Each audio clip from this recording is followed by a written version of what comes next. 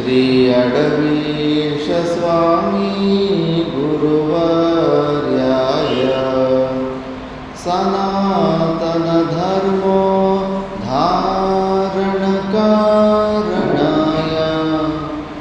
नमो नमः श्री शिवरामवधूताय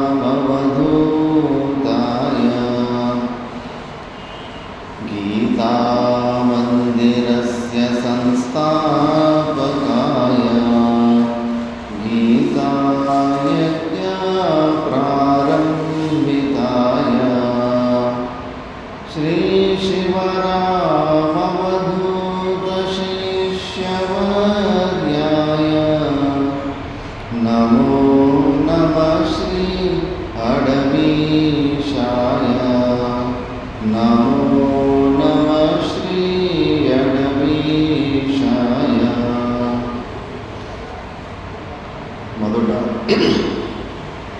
ఆలయం యొక్క అధిష్టాత్రి దేవుళ్ళైన వాసుదేవ భగవానుల సమేతం అందరు దేవతలకు ప్రణామం చేస్తూ, అలాగే అర్చనీయ వందనీయ శ్రోత్రియ బ్రహ్మనిష్ట బ్రహ్మలీన శివరామవధూతుల స్వాముల వారికి ప్రణామం చేస్తూ, అర్చనీయ వందనీయ శ్రోత్రియ బ్రహ్మనిష్ట బ్రహ్మలీన అడవీశ స్వామి వారికి ప్రణామం చేస్తూ, సభను అలంకరించిన సద్భక్తులందరికీ నారాయణ స్వామి.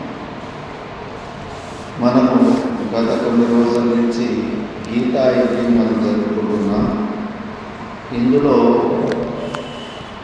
మనం 5వ అధ్యాయంలో 4వ అధ్యాయంలో కూడా కొన్ని విషయాలు మనం చర్చించుకునేది పెండింగ్ ఉంది. నేను కృష్ణాష్టమి కాబట్టి కొద్దిగానే మనము 6వ శ్లోకంలో కొద్దిగా విచారణ చేసుకున్నాము. 8 శ్లోకాలలో విచారణ చేసుకుందాం. పరమాత్ముడు యదా యదా హి ధర్మస్య అనే శ్లోకం ద్వారా చెప్పారు. ఎప్పుడెప్పుడు ధర్మముకు హాని కలుగుతూ ఉంటుందో, అధర్మము ధర్మాన్ని అద్భుతం చేస్తుందో, మళ్ళీ అలాంటి సమయంలో దుష్ట శిక్షణ శిష్ట రక్షణ కోసము పరమాత్ముడు అవతారం తీసుకొని వస్తున్నానని మాటిచ్చాడు. ఇక్కడ మనం అర్థం చేసుకోవాలి. శివాజీ మహారాజు ఒక మాట అంటారు, భగవంతుడేమో అలా మాటిచ్చాడు. భగవంతుడు ఆ ధర్మరక్షణార్థం కోసము ఆయన రెడీగానే ఉండొచ్చు. మన శరీర సంఘాతాల్లో ఏదో ఒక శరీర సంఘాతం ఆయన కాంట్రాక్ట్ని మనం స్వీకారం చేసుకోవాలి కదా. మనల్ని కూడా భగవంతుడు ఎవరన్నా ఏదైనా ఒక శరీర సంఘాతము ఈ భగవంతుని కార్యాన్ని స్వీకరిస్తుందా అని అక్కడ భగవంతుడు కూడా వెయిట్ చేస్తూ ఉండొచ్చు కదా. అందుకే ఈ ధర్మ కార్యాల్లో ఎప్పుడే కానీ అధర్మం జరుగుతూ ఉన్నప్పుడు దాన్ని ఆపి అక్కడ ధర్మాన్ని మనం గెలిపించేది మన కర్తవ్యం ఉంటుంది. ఇప్పుడు అహింస జరిగేటప్పుడు అక్కడ ఒక చిన్న ఇన్ఫర్మేషన్ వస్తుంది. మనం అధర్మం జరుగుతూ ఉంటే కేవలం చూస్తూ నాకెందుకులే అని ఊరికి ఉండడంలో కూడా మనం పాపం కలుగుతూ ఉంటుంది. కాబట్టి ఏదైనా ఒక జీవికి హింస జరిగితే ఆ జీవి 8 మందికి పాపం కలుగుతుందంట. దాన్ని స్వేచ్ఛ తప్పి మేపిన వాళ్ళకు, దాన్ని అమ్మిన వాళ్ళకు, కొన్న వాళ్ళకు, కొన్న తర్వాత కోసిన వాళ్ళకు, కోసిన తర్వాత అమ్మిన వాళ్ళకు, వండిన వాళ్ళకు, తిన్న వాళ్ళకు, ఆఖరికి ఇవన్నీ చూసి నాకెందుకు లేని సైలెంట్గా ఉన్న వాళ్ళకు కూడా ఒక భాగం పోతుంది. అధర్మాన్ని చూసి మనము ఊరికే ఉంటే కూడా మనకు ఒక భాగం వెళ్ళిపోతూ ఉంటుంది. దాన్ని ఖండించాలి. యథాశక్తి మనసా వాచకరణ ఎంత సాధ్యమైతే దాన్ని మనము ఖండించాలి. అది మన కర్తవ్యం ఉంటుంది. కాబట్టి ఇలాంటి భగవంతుని పుణ్యకర్మలుగా పుణ్యకార్యాలు ఏదన్నా ఉండని మన శరీర సంఘాతం కూడా ఈశ్వరార్పణ బుద్ధితోటి భగవంతుని కార్యాలని చేయాలి. ఆయన ఏజెంట్గా ఈ శరీర సంఘాతాన్ని నేను వదిలిపెట్టాలి. ఆయన ఇన్స్ట్రుమెంట్గా ఈ శరీర సంఘాతాన్ని వదిలిపెట్టాలి. మనకు కూడా ఈగోని డైల్యూట్ చేసుకోవాలి. మనకు కూడా అహంకారమే సమస్య. మరి ఈ శరీర సంఘాతాన్ని ఆయనకు అర్పణ చేసేస్తే కన్నా మనకు అంతఃకరణ శుద్ధి ద్వారా మనకు మోక్షం కలుగుతుంది. భగవంతుని కూడా తన కార్యాలు చేసుకోవాలనుకుంటే ఆయనకు కూడా కొద్దిగా టీం కావాలి కదా. కాబట్టి మనం కూడా ఇలా 2 వైపులో కూడా మనం రెడీగా ఉండాలని శివాజీ మహారాజు వారు అభిప్రాయాన్ని వ్యక్తం చేస్తారు. ఛత్రపతి శివాజీ మహారాజు అలాగే భగవంతుడు ఇలా చెప్పి నెక్స్ట్ శ్లోకంలో చెప్తున్నాడు. జన్మ కర్మ చ మే దివ్యం ఏవం యో వేత్తి తత్వతః త్యక్త్వా దేహం పునర్జన్మ నైతి మామేతి సోర్చున. ఎవరు నా ఈ దివ్యమైన జన్మని సరిగ్గా తెలుసుకుంటారో, తత్వతః యథార్థంగా ఎవరైతే తెలుసుకుంటారో వాళ్ళు ఈ శరీరాన్ని వదిలిపెట్టి పునర్జన్మ నా ఏతి అంటారు. వాళ్ళకి పునర్జన్మ రాదు అంటే మోక్షాన్ని పొందేస్తారు అని. ఇక్కడ విచారణ చేయాలి. భగవంతుని జన్మ తత్వంతో ఎలా తెలుసుకోవాలి, యథార్థంగా ఎలా తెలుసుకోవాలి. వాస్తవికంగా అది జన్మ జన్మ జన్మ ఇవ జన్మ అంతే పరమాత్ముడిది. మనది కూడా అంతే. వాస్తవికంగా పరమాత్ముడు నిర్గుణ నిరాకార స్వరూపమైన పరమాత్ముల్లో ఏ ప్రకారమైన షడ్భావ వికారాలు ఉండవు. అస్థి, జాయతే, వర్ధతే, విపరిణమతే, వినశ్యతి, అపక్షీయతే, వినశ్యతి. ఈ ఏ ప్రకారమైన వికారాలు ఉండవు. మరి జన్మ అనే వికారం ఎలా వస్తుంది? మరి ఈ జన్మ ఏంటి, ఎలా జరుగుతుంది అంటే ఇది చాలా సూక్ష్మంగా మనం ఆలోచించాలి. ఇదంతా కూడా మాయా కల్పితమే. పరమాత్మని ఒక మీ లీలలు కనిపిస్తున్నాయి అవంతా ఒక మాయా, ఒక కల్పితమే అయినాయి. ఏ శ్లోకం చూసుకున్నా, ఏ స్థితి చూసినా కూడా అంత కల్పితమే అయి ఉన్నాయి. కాబట్టి యథార్థంగా పరమాత్ముడు జన్మకు వచ్చాడంటే కానీ అక్కడ నిర్గుణ నిరాకార స్వరూపంలో దోషం వస్తుంది. కాబట్టి మరి ఎలా మరి పరమాత్ముడు జన్మకు రాకుండా ఈ సృష్టిని కర్తృత్వం లేకుండా ఇవన్నీ క్రియలు ఎలా జరుగుతున్నాయి అంటే అక్కడ కేనోపనిషత్తులు మనకి ఒక మంచి దృష్టాంతం చెప్తారు. చకోర పక్షి. ముందు రాజు కాలంలో రాజులు భోజనం చేయాలంటే కన్నా విషం కలిపేస్తూ ఉంటారు. కాబట్టి వాళ్ళు ఒక పక్షిని వాళ్ళ దగ్గర పెట్టుకుంటారు. ఆ భోజనము తినేటప్పుడు ఆ పక్షి కళ్ళు ఏమన్నా కలర్ చేంజ్ అయినాయంటే ఆ భోజనంలో విషం ఉంది అని. అప్పుడు రాజు భోజనం తినడు. భోజనం తినడం నుంచి నివృత్తి అయిపోతుంది. అదే ఆ చకోర పక్షికి కళ్ళల్లో ఏమీ రియాక్షన్ రాకుండా అలాగే ఉన్నాయంటే కానీ అప్పుడు ఆ భోజనంలో విషం లేదు. అప్పుడు రాజు దాన్ని భోజనాన్ని తినడానికి ప్రవృత్తి అవుతాడు. ఈ దృష్టాంతంలో సగం మాత్రం మనము ఎగ్జాంపుల్గా తీసుకోవాలి. ఎప్పుడైతే విషం కలపలేదో అప్పుడు చకోర పక్షి తన ప్లేస్లో అలాగే ఉంది. ఏ ప్రకారమైన వికారాన్ని పొందలేదు. అది రాజుకు చెప్పలేదు, ఇందులో విషం లేదయ్యా నువ్వు పోయి తిను అనేది నోరుకి చెప్పలేదు. పోనీ దాని శరీరంలో ఏదైనా వికారాలు వచ్చి కలర్ ఏమైనా చేంజ్ అయినా ఏదైనా వికారాలు పొందిందంటే కానీ ఏ వికారాన్ని కూడా పొందలేదు. అది ఏమి చేయకుండా, ఏ కర్తృత్వం లేకుండా, ప్రేరణ కూడా ప్రేరణకర్త కర్తృత్వం కూడా లేకుండా తన పాటికి తాను చకోర పక్షి ఉన్నప్పటికీ కూడా రాజు చేతిలో ప్రవృత్తి కర్మం చేపించిందా లేదా? అలాగే నిర్గుణ నిరాకారుడైన పరమాత్ముడు తన స్థానంలో తను నిత్యముక్తుడై సచ్చిదానంద స్వరూపుడై అసంగంగా సర్వవ్యాపకంగా ఉన్న పరమాత్ముడు తన ప్లేస్లో తాను ఉన్నాడు. ఆయన సన్నిధి మాత్రంలో మాయా విశిష్ట చైతన్యం ద్వారా ఈ సృష్టి, మన జన్మలు, మన మరణం ఇవన్నీ కూడా ఆ మాయా విశిష్ట చైతన్యం ద్వారానే జరుగుతూ ఉంటాయి. కాబట్టి ఈ ప్రకారంగా పరమాత్ముడు ఎప్పుడు ఈ షడ్భావ వికారంలోకి రాలేదు. ఆయనలో ఏ ప్రకారమైన వికారాలు లేవు. మరి ఆయన గురించి తెలుసుకుంటే మనకు మోక్షం ఎలా వస్తుంది? ఇప్పుడు నేను పుస్తకం గురించి తెలుసుకున్నాను. పుస్తకం గురించి తెలుసుకుంటే పుస్తకం అయిపోయానా? మైక్ గురించి తెలుసుకుంటే మైక్ అయిపోయానా? మరి పరమాత్మని గురించి తెలుసుకుంటే పరమాత్మని బ్రహ్మజ్ఞాత్వ బ్రహ్మైవ భవతి. పరమాత్మని ఎలా అయిపోతానంటే ఎందుకంటే అది మన స్వరూపమే కాబట్టి. మన స్వరూపం కన్నా భిన్నంగా పరమాత్మని స్వరూపం లేదు కాబట్టి, అది మనలోనే ఉంది కాబట్టి, మనమే అయి ఉన్నాం కాబట్టి దాన్ని తెలుసుకున్న వెంబడే మనము అదే వస్తాము. బ్రహ్మజ్ఞాత్వ బ్రహ్మైవ భవతి. మిగతా మైక్ ఇవన్నీ మన స్వరూపం కన్నా భిన్నమైన వస్తువులు కాబట్టి వాటిని తెలుసుకుంటే మనము మైక్ని తెలుసుకుంటే మైక్ లాగా కన్వర్ట్ కాము.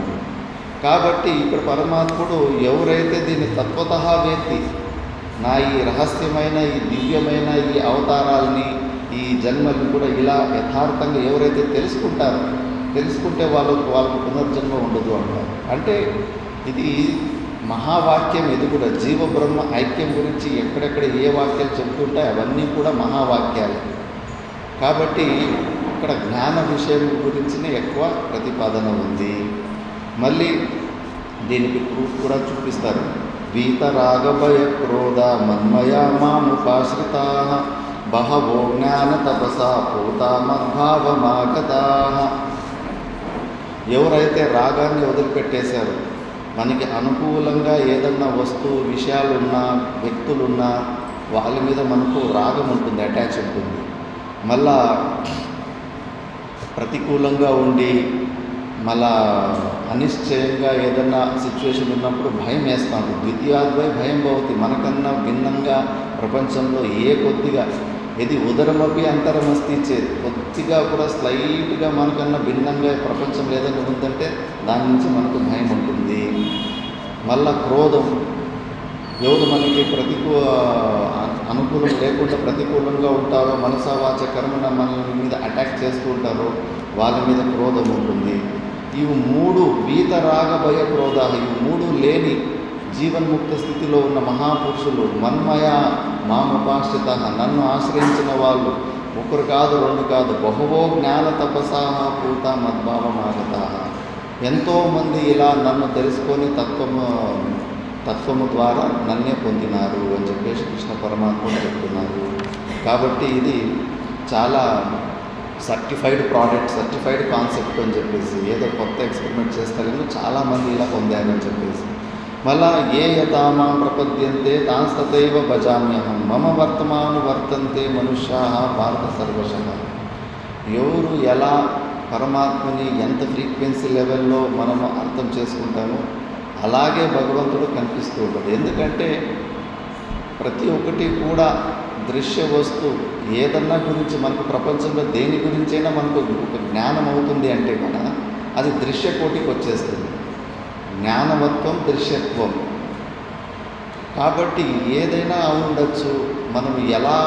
మనము విజన్ పెట్టుకొని ఎలా మనం పరమాత్మను తెలుసుకుంటూ ఉంటామో ఆ ప్రొజెక్షన్కి అనుకూలంగానే పరమాత్ముడు మనకు ఆయన బ్లెస్సింగ్స్ మనకు చూపిస్తూ ఉంటాడు. రామకృష్ణ పరమహంసల చరిత్రని బాగా విచారణ చేయండి. దేవిని ఉపాసన చేస్తూ ఉన్నాడు, గుణచింతనం ఉపాసన. ఆ దేవిని ఉపాసన చేస్తూ పరదేవత దర్శనం కూడా అయింది. దేవి సాక్షాత్తుగా ఇప్పుడు నేను మిమ్మల్ని ఎలా చూసేవానో అలా దర్శనం చేసుకుంటూ మాట్లాడుకునేవారు. అది చాలా ఉచ్చకోటి స్థితి అంటారు భక్తి మార్గంలో. అన్ని లౌకికమైన కార్యాలు ఎన్నో పనులు జరుగుతున్నాయి దేవి ద్వారానే.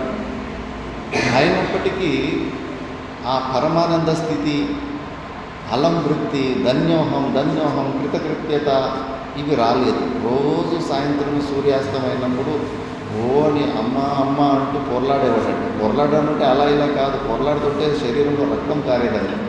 అందరూ అయ్యో పాపం వాళ్ళ తల్లి ఏమైనా కాలం అయిందేమో అందుకే బాధపడుతున్నాడేమో అనుకునేవారు. మరి అంత మంచి స్థితిని పొందిన తర్వాత కూడా ఇంకా ఏంటి ఆ వ్యాక్యూమ్ ఏంటి, ఇంకా ఏదో పొందాలి అని చెప్పేసి మళ్ళీ తోతాపూరి ఒక అవసరం ఎందుకు వచ్చింది, ఆమె కాళికామాతని ఎందుకు తత్వోపదేశం చేయలేకపోయింది. విచారణ చేసుకోవాలి, మనం బాగా విచారణ చేసుకోవాలి. అందుకే ఇక్కడ పరమాత్ముడు యథా మాం ప్రపద్యంతే తాంస్తతైవ భజామ్యహం అని చెప్పేసి. ఎంత ఉత్కృష్ట ఉపాధి అయినా, ఎంత ఉత్కృష్ట స్థితి అయినప్పటికీ మన ఒక ప్రొజెక్షనే ఉంటుంది. మనసుకు ఆ సామర్థ్యం ఉంటుంది. ఎంతోమంది భూత ప్రేతాలను కూడా చూస్తూ ఉంటారు, మనకు కనిపించదు. వాళ్ళు చూడు అక్కడ కూర్చున్నారు, అక్కడ ఉంది భూతం, ఇక్కడ ఉంది భూతం అని చెప్పేసి సైకాట్రిస్ట్కి వాళ్ళకి వెళ్ళి చూపిస్తాం. ఈ పక్కలో కనిపిస్తున్నారు చూడండి, వాళ్ళు చూపిస్తున్నారు చూడు అని చెప్పేసి మనకు మించిన రియాలిటీ వాళ్ళ ప్రొజెక్షన్లో వాళ్ళకి కనిపిస్తూ ఉంది. దృశ్య కోటిలో ఏది మనకు కనిపిస్తున్నా, దేని గురించి మనకు జ్ఞానం అవుతున్నా కూడా మన ఒక ప్రొజెక్షనే ఉంటుంది. మళ్ళీ రిషికేశ్లో ఒక ఇన్సిడెంట్ జరిగింది. అక్కడ ప్రేమ్పూరి మహారాజ్ అని నేను చదువుకున్న ఆశ్రమం, కైలాసాశ్రమంలో ఒక మహానుభావుడు సిద్ధపురుషుడు ఉండేవాడు. ఆయన చాలా సంవత్సరాలు ప్రస్థానత్ర కైలాసాశ్రమంలో ఆచార్యుడు, మండలేశ్వరుడు కూడా అయింది. చాలా సంవత్సరాలు ప్రస్థానత్రయ బృహత్ ప్రస్థాన చదివి పిల్లలు చాలా ఒక 4-5 బ్యాచ్ల పాఠాలు కూడా చెప్పాడు. అయినా కూడా ఆయనకు కృతకృత్యత అలంవృత్తి ఏమీ రాలేదు. ఏదో ఒక మనసు, ఎందుకంటే మధ్యలో మనసు అది స్వీకరించకపోతే కన్నా అది ఇంకా పెండింగ్ ఫైల్ లాగానే ఆయనకు అనిపించింది. నేను ఇంకా నా స్వరూపాన్ని నేను పొందలేదని ఒక భ్రాంతి, అది ఇన్ఫర్మేషన్ రూపంలోనే ఉండిపోయింది. ఇంకా వయసు అయిపోయింది అని చెప్పేసి గంగా నది తీరులో ఇంకా ఈ జన్మ ఎలాగో వేస్ట్ అయిపోయింది అని చెప్పేసి ఇంకా శరీరాన్ని వదిలిపెట్టేద్దామని డిసైడ్ చేసుకుంటాడు. కాకపోతే ఆయన గంగాదేవి ఉపాసన చేసింటాడు. ఇంకేమి ప్రాణం పోయేలాంటి స్థితిలో ఆ గంగాదేవిని కాషాయ వస్త్రం వేసుకుంటూ నది రూపంలో నుంచి గంగాదేవి శరీర రూపంలోకి వచ్చి ఆయనతోటి అక్కడ సంభాషణ జరుగుతుంది.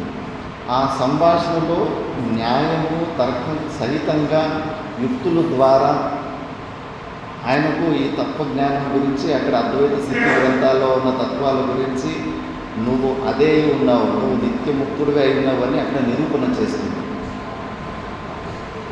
ఎందుకంటే ఆయన ఆ శాస్త్రాన్ని అట్లా అభ్యసించి చేశాడు కాబట్టి ఆయన ఒక మనసులో ఆ శాస్త్రము న్యాయము అంత తెలుసు కాబట్టి ఆయన ఒక ప్రొజెక్షన్లో గంగాదేవి వచ్చేసి అలా ఆ ప్రొజెక్ట్ అయిన ఇమేజ్ అలా వచ్చేసి హెల్ప్ చేసింది.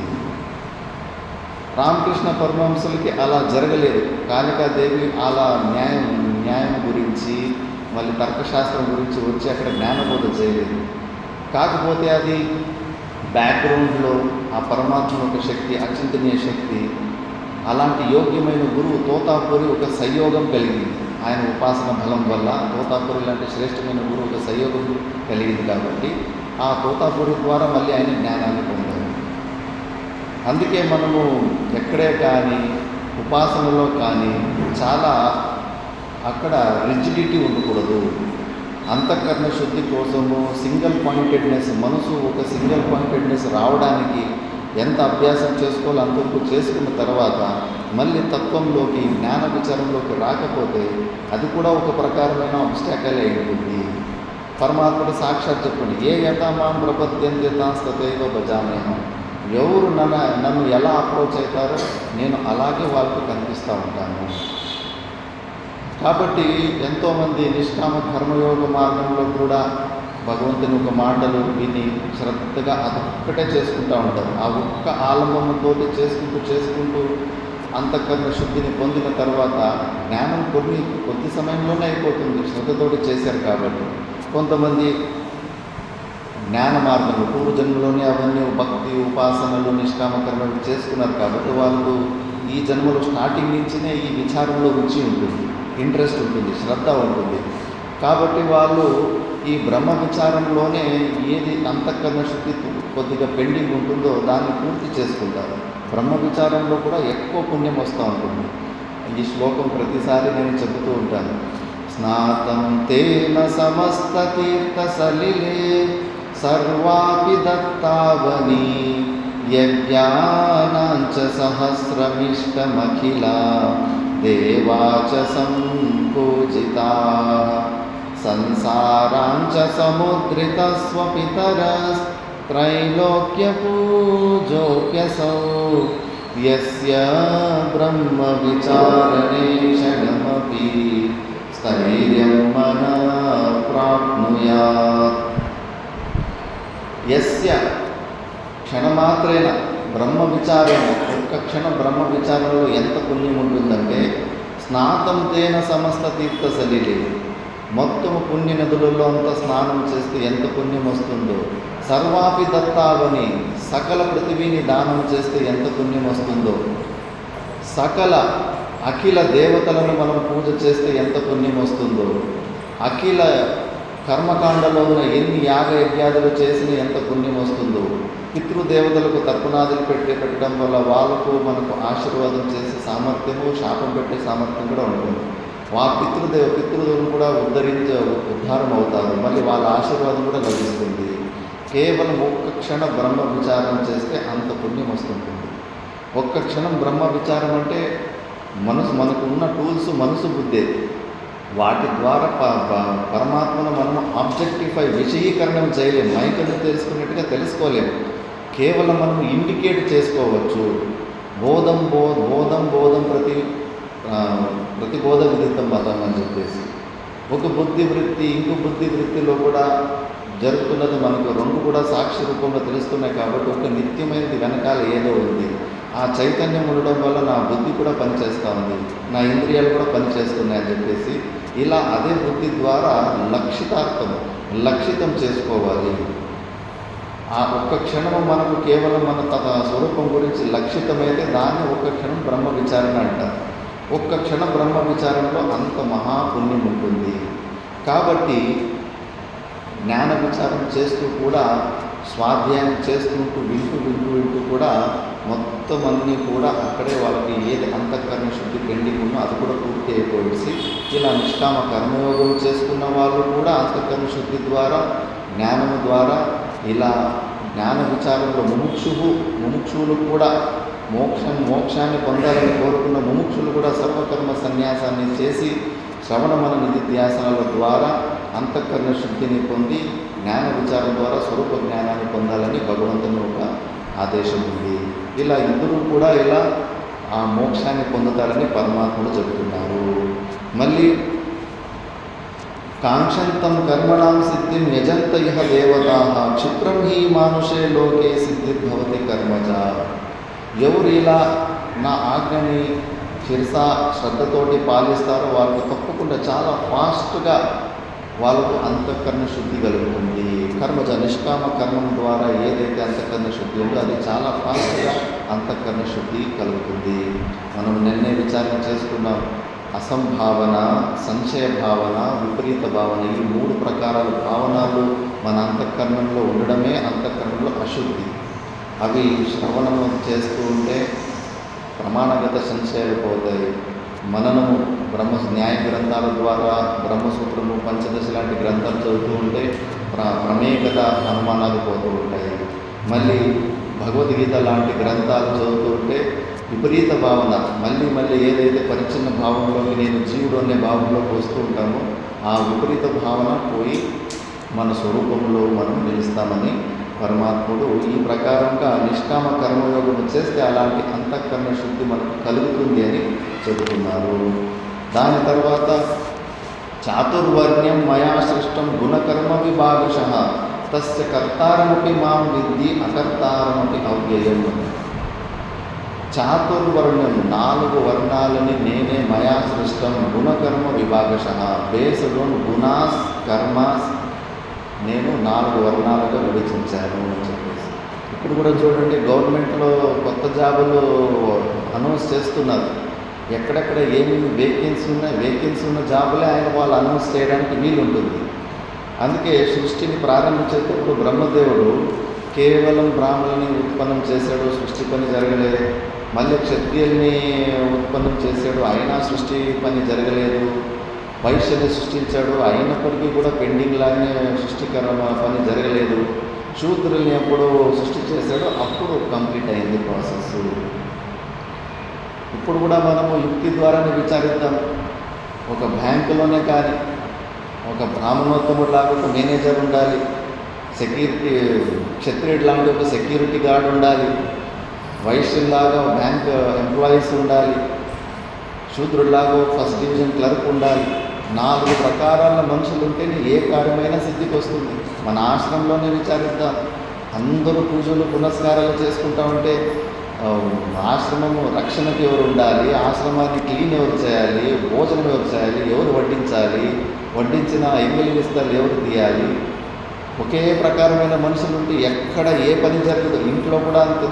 అందరూ నేను పెత్తనాలే చేస్తానంటే కన్నా వంట ఎవరు చేయాలి, బాత్రూమ్లు ఎవరు కడగాలి, ఇల్లు ఎవరు శుభ్రం చేయాలి. ఎక్కడ పైన కూడా మనకు 4 ప్రకారాల మనుషులు ఉంటేనే మనకు ఆ కార్యం సక్రమంగా జరుగుతుంది. అందుకే భూలోకంలో పరమాత్ముడు బ్రహ్మదేవుడు ఆ వేకెన్సీని చూసుకొని 4 ప్రకారాల మనిషికి ఎంతెంత అవసరం ఉంటుందో అలాంటి ప్రారంభ కర్మలు రెడీ అయిన వాళ్ళని పంపిస్తూ ఉంటారు. ఇందులో మనము మనుషులకి సామాన్యంగా అసూయ గుణం అనేది చాలా వరకు ఉంటుంది, చాలా వరస్ట్గా ఉంటుంది అసూయ గుణం. మనకన్నా ఎవరన్నా ముందుకు వెళ్తున్నారంటే తెలుసో తెలుగు ఇమ్మీడియట్గా మనకు అతని మీద ద్వేషం వచ్చేస్తూ ఉంటుంది, అసూయ గుణం వస్తూ ఉంటుంది. అందుకే ఏది మనకన్నా శ్రేష్టంగా వాళ్ళు ఉన్నారో అని ఏమి అనిపిస్తూ ఉంటుందో అక్కడ మనం ఆ అసూయ గుణంతో చూడకూడదు. ప్రతి ఒక్కటి కూడా ఈ ప్రపంచంలో ఎవరెవరు కష్టపడ్డారో కష్టపడితేనే వాళ్ళకి ఏదన్నా దొరుకుతుంది. ఫ్రీగా ఎవరికి ఏమీ దొరకదు. మన కంటికంతా విచిత్రంగా అట్లా కనిపిస్తూ ఉంటాయి. వాడు దుర్మార్గుడై తప్పుడు పనులు చేసి వాడు సుఖంగా గడుపుతున్నాడే అని ఈ జన్మది లెక్కలు వేసుకుంటాం. పూర్వ జన్మది మనం లెక్కలు వేసుకోము. ప్రపంచంలో అంతా బ్యాలెన్స్గానే జరుగుతూ ఉంది. ఎవరెవరు ఎంతెంత పుణ్యకర్మలు చేసుకున్నారో పాపకర్మలు చేసుకున్నారో దానికి తగిన కర్మ ఫలాలే వాళ్ళకు దొరుకుతున్నాయి. అటు ఇటు కొద్దిగా కూడా ఏమీ కావడం లేదు. ఒకసారి తమిళనాడులోనే ఒక పోయిట్ ఉంటాడు. ఆయనకు కూడా ఈ ప్రపంచంలో జరిగే అన్ని శాస్త్ర నిషిద్ధ కర్మల గురించి అంతా చూసి చాలా డిస్టర్బ్ అయిపోతుంటాడు. మంచి భక్తుడు, ఈ ప్రపంచాన్ని యథార్థంగా స్వీకరించలేక చాలా డిస్టర్బ్ అవుతూ ఉంటాడు. ఆ ఒక్కడు విఘ్నం పోతే కానీ ఆయన మోక్షాన్ని పొందుతాడు. ఆయన సుబ్రహ్మణ్య స్వామి భక్తుడై ఉంటాడు, మురుగా భక్తుడై ఉంటాడు. కాబట్టి పరమాత్ముడు ఇతనికి ఎలాగైనా నేను కొంచెం హెల్ప్ చేయాలి, ఈ ప్రపంచం గురించి అనవసరంగా తల చెప్పుకుంటాడని చెప్పేసి చిన్న పిల్లోడు రూపంలో వచ్చేసి ఆయన వెంబడి ఆయన తీర్థాటన చేస్తూ ఉంటాడు. ఆయన వెంబడి చిన్న పిల్లోడు, నేను అనాథ పిల్లని, నాకు ఎవరు లేరు, నేను తీర్థాటన చేస్తున్నాను, నేను నీతోటి వస్తానని భగవంతుడు ఆ కవి వెంబడపోతూ ఉంటాడు. మొదటి ఇంటి దగ్గర భిక్షకి పోయినప్పుడు ఆయన మంచిగా ఇద్దరిని వెల్కమ్ చేసి వెండి ప్లేటు వెండి గ్లాసులో మంచి భోజనము మృష్టాన్న భోజనం మంచిగా పెడతాడు. పెట్టిన తర్వాత ఆ చిన్నపిల్లోడు రూపంలో ఉన్న భగవంతుడు ఆ ఎండి గ్లాసుని దొంగతనం చేసుకొని జోలులోకి వేసేసుకుంటాడు. ఇంకా ఆ కవికి అప్పుడు సడన్గా ఏమి చెప్పలేక బయటకు వచ్చి, నీకేమైనా బుద్ధి ఉందా, ఎంత ప్రేమతోటి పిలిచి వాళ్ళు మనకు ఆదరంతో ఇంత మంచి భోజనం పెడితే తిన్నింటి కంచాలి లెక్క పెడతావు అని చెప్పేసి తిడతాడు. నీకు ఇప్పుడు అర్థం కాదని నేను ముందు చెప్తాను అంటాడు. మళ్ళీ అలాగే నడుచుకొని పోతూ ఉంటే ఒకరోజు ఎక్కడా భిక్ష దొరకదు. ఇంకా లాస్ట్కి ఇంకా ప్రాణం పోయేటట్టుంది, అంత వీక్ అయిపోయి ఉంటారు. అక్కడ ఒక ఇంటి దగ్గర పోయి భిక్ష అడిగితే కానీ వాడు మహా కంజూస్, ఎవరు పిల్లికి కూడా బిచ్చం పెట్టేవాడు కాదు. వాడు ఎంత అడుగుతున్నా కూడా తిట్టి పోండి ముందుకు పోండి, ఏమీ లేదంటున్నాడు. అయ్యో మా ప్రాణం పోయేటట్టుంది, ఏదన్నా మిగిలిన సద్దో గిద్దో ఏదన్నా ఉంటే అది మాకు కాస్త ఏంటి ప్రాణం దక్కించుకొని మనం వెళ్ళిపోతామంటారు. సరే అని కొద్దిగా పాడైపోయిన స్మెల్ వస్తూ ఉన్న ఆ సద్దిని వీళ్ళకి వేస్తాడు. ఈ సద్దిని వేస్తూ ఉంటే ఆ పోయిటి కోపం వస్తుంది, చూడు ఎంత కంచేసోడు, ఇలా యాత్రికులు వస్తున్నారు, కొద్దిగా భోజనం చేసి పెట్టచ్చు కదా అని కోపడతాం. కానీ ఆ పిల్లోడి రూపంలో ఉన్న భగవంతుడు అక్కడ కొట్టేసిన వెండి గ్లాస్ ఇక్కడ పెట్టేస్తాడు. బయటకు వచ్చిన తర్వాత మళ్ళీ కవి తిడతాడు, నీకేమైనా బుద్ధి ఉందా, అంత మంచిగా భోజనం చేసిన వాళ్ళ దగ్గర దొంగతనం చేస్తే వీడు కంజూసుడు, వీడి నుంచి తెలుసుకుంటే నాకు కోపం వస్తుంది, ఇలాంటి వ్యక్తికి నువ్వు అక్కడ వెండి గ్లాస్ పెట్టినావు కదా అని. ఇప్పుడు చెప్పు, నేను ముందు చెప్తాను నీకు అంటాడు. అలాగే నడుచుకొని పోతూ ఉంటే కానీ ఇంకో ఇల్లు వస్తుంది. అందులో భార్య భర్తలు ఉంటారు, ఒక కొడుకు ఉంటాడు. కొడుకు హ్యాండిక్యాప్ట్ అయిపోయాడు, పుట్టుకతోనే హ్యాండిక్యాప్ట్గా పుట్టింటాడు. చాలా మంచి భక్తులు, సద్భక్తులు, ప్రతి ఒక్కరికి సేవ చేసుకుంటూ ఉంటారు. కాకపోతే ఆ ఒక కొడుకు వల్ల వాళ్ళ సాధన మొత్తం ఆగిపోయి ఉంటుంది. అటు సరిగ్గా భగవత్ చింతన చేయలేకపోతున్నారు, ఆ కొడుకుని చంపుకోలేకపోతున్నారు. అలాంటి కన్ఫ్యూజన్లో వాళ్ళు ఉన్నారు. ఇంకా సరే వాళ్ళ ఇంటికి భోజనానికి వెళ్తే వాళ్ళు మంచిగా ఆదరించి సత్కారం చేసి మంచి భోజనం పెడితే ఆ చిన్న పిల్లోని చూసేలాగా పోయిసి భగవంతుడి రూపంలో ఉన్న పిల్లగాడు గొంతు తీసుకు చంపేస్తాడు ఆ బిడ్డని.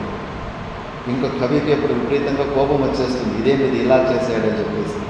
మళ్ళా ఇంకేమి చెప్పలేకుండా సైలెంట్గానే ఉంటాడు. చెప్తే కానీ మళ్ళీ వీళ్ళని చంపేస్తారని తెలిసి ఇంకా తర్వాత మేము ఇంకా బయలుదేరుతామంటే పాపం వాళ్ళు సద్భక్తులు, అయ్యో ఇక్కడ అడవి మార్గం ముందు మీకు దారి కనిపించదు, మా పని మనిషిని మీతో పాటు పంపిస్తాము, వీడు కూడా మీకు అక్కడ దాకా దారి చూపిస్తాను. సరే అని వీళ్ళకి దారి చూపించడానికి వాళ్ళు పని మనిషి వెనకాల వస్తూ ఉంటే పైన గుట్ట మీద నుంచి కింద తొంగి చూడని చెప్పేసి ఆ పని మనిషిని కూడా భగవంతుడిలో ఉన్న పిల్లోడు ఆ పని మనిషిని కూడా పైన నుంచి నూకి చంపేస్తాడు. ఇంకా కవికి కోపం వచ్చి కొట్టనీకి పోతాడు. దుర్మార్గుడు, ఎవరు రాక్షసుడిలాగా ఉన్నారు, ఎంత దుర్మార్గం చేస్తున్నావు, అక్కడ పిల్లోని చంపేస్తూ మనకు దారి చూపించడానికి వచ్చిన ఈ పని మనిషిని కూడా చంపేస్తే కొట్టనీకి పోయినప్పుడు అప్పుడు భగవంతుడు తన స్వరూపంలోకి వస్తాడు. స్వరూపంలోకి వచ్చిన తర్వాత అప్పుడు చెప్తాడు, చూడు నాయన, నువ్వు అనవసరంగా ప్రపంచంలో ఏది సక్రమంగా జరగడం లేదు, నువ్వు ఇక్కడ డిస్టర్బ్ అవుతున్నావు. అలా జరగడం లేదు. ప్రతి ఒక్క దానికి కారణం ఉంది. మొదటివాడు ఇంట్లో వాడు మంచివాడు కాకపోతే ధ్వజతొంబిత్వం ఉంది. ఉన్నదాన్ని చూపించుకోవడంలో, చేసిన మంచి పని చూపించుకోవడం వల్ల అది పుణ్యము జనరేట్ అవ్వడం లేదు, అక్కడే అది నశించిపోతూ ఉంది. కాబట్టి మనం ఇప్పుడు ఆ వెండి గ్లాస్ తీసుకున్నాం కాబట్టి వాడు ఇప్పుడు జాగ్రత్త పడి మళ్ళీ ఎవరికి వెండి ప్లేట్లు భోజనం పెట్టడం లేదు, ఎవరికి చూపించుకుంటడం లేదు. అలా వాడు దారికి వచ్చాడు, భక్తుడు కాబట్టి వాడిని అలా దారికి తెచ్చాడు. మరి ఈ కంజూసం దగ్గర ఎందుకు వెండి గ్లాస్ పెట్టానంటే, సద్దన్నం పెట్టినందుకే, కుళ్ళిపోయిన అన్నం పెట్టినందుకే వెండి గ్లాసు గిఫ్ట్గా వచ్చిందంటే, ఇంకా మంచి అన్నం పెడితే కానీ ఇంకా ఏమైనా మంచి గిఫ్ట్ వస్తుందని చెప్పేసి వాడు వచ్చిన వాళ్ళందరికీ ఇప్పుడు మంచి భోజనం పెడుతున్నాడు. ఇంకా వీళ్ళకి చిన్నపిల్లవాడిని అవిటివాడిని ఎందుకు చంపానంటే, ఆ కొడుకుని చంపేసి మళ్ళీ వాళ్ళ కొడుకులోని మళ్ళీ ఇంకోసారి జన్మించేలాగా చేశాను. ఈసారి మంచిగా సక్రంగా అన్ని అవయవాలతో సక్రంగా మళ్ళీ జన్మిస్తాడు.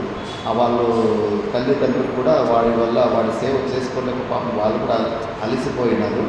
ఇలా వాళ్ళకి మంచి పని చేసింది. మరి ఈ పనుని ఎందుకు చంపానంటే, వీడికి ఎలాగో అవిటివాడు కొడుకున్నాడు, ఈ నూరు వారసులు లేరని చెప్పేసి ఈరోజే వాళ్ళందరికీ వాడు విషం పెట్టి చంపేసి ఆస్తిని మొత్తము దొబ్బేయాలని చూస్తుంటే అందుకే వీడిని చంపేశాను.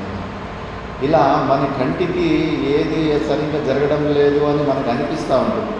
ఏది అలా జరిగింది, ప్రతిదానికి కారణం, ప్రతి ఒక్క కార్యానికి దానికి వెనకాల సూటబుల్ కారణం ఉంటుంది. కాబట్టి అన్నీ సక్రమంగానే జరుగుతూ ఉంటాయి.